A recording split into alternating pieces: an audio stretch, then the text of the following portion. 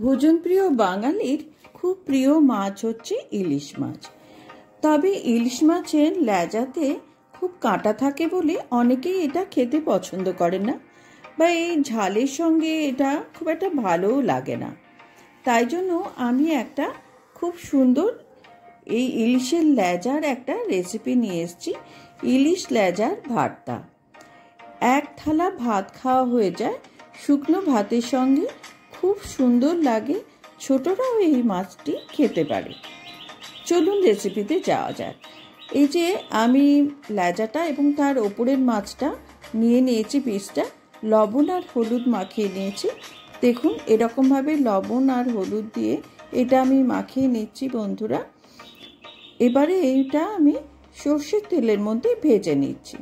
বন্ধুরা ভিডিওটা দেখতে দেখতে ভালো লাগলে অবশ্যই লাইক, শেয়ার, সাবস্ক্রাইব করবেন এবং পাশে থাকা বেল বাটনটি অলে ক্লিক করে দেবেন। মাছটি আমার ভাজা হয়ে গেছে, মাছটা একটু কড়া করেই ভাজতে হবে। এবারে আমি কাঁটাগুলো ভালো করে বেছে নিচ্ছি।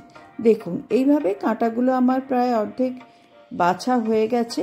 কাঁটা বাছা থাকলে সবাই এটা খেতে ভালোবাসবে।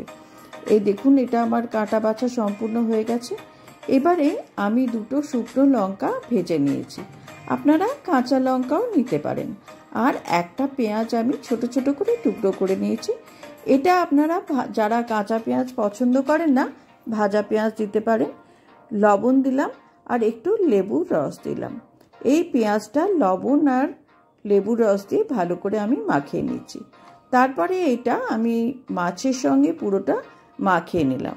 দেখুন বন্ধুরা এইভাবে মাখিয়ে নিয়ে এইটা আমি এবারে একটু সর্ষের তেল দিয়ে দিলাম। আপনার যদি ইলিশ মাছের তেল ভাজা থাকে তাহলেও আপনারা দিয়ে দেবেন, এরকম সুন্দর খেতে লাগবে। একবার খেয়ে দেখবেন। ভিডিওটা ভালো লাগলে অবশ্যই লাইক, শেয়ার, সাবস্ক্রাইব করবেন। পরের ভিডিওতে দেখা হবে। নমস্কার।